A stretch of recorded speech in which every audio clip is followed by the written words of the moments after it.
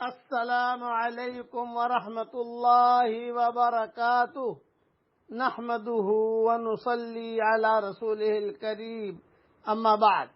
آج کا سبق سن لیجئے۔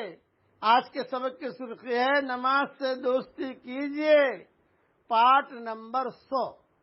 حضرت ابو ہریرہ رضی اللہ تعالیٰ عنہ سے روایت ہے کہ رسول اللہ صلی اللہ علیہ وسلم ایک قبر کے پاس سے گزرے۔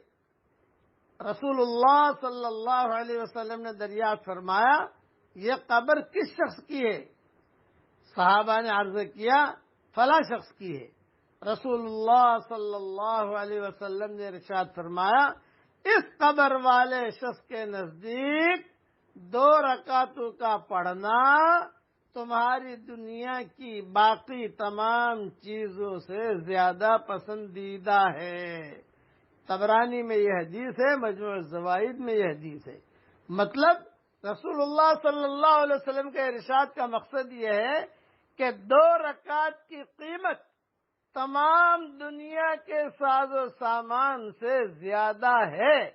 اس کا صحیح علم قبر میں پہنچ کر ہوگا کہ جب وہاں نہ مصلی ہوگا، نہ نماز پڑھنے کی اجازت ہوگی اور نہ کچھ کرنے کی اجازت ہوگی، سارے دروازے بند۔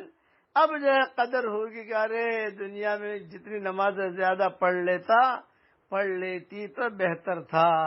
یعنی رسول اللہ صلی اللہ علیہ وسلم نے کتنا اہتمام فرمایا کہ اس قبر والے شخص کے نزدیک 2 رکعتوں کا پڑھنا تمہاری دنیا کی باقی تمام چیزوں سے زیادہ پسندیدہ ہے۔ اس لیے نمازوں کا اہتمام کیجئے، نفلوں کا بھی اہتمام کیجئے، اور یہ حدیثیں ہمارے ذہن میں رہنی چاہیے۔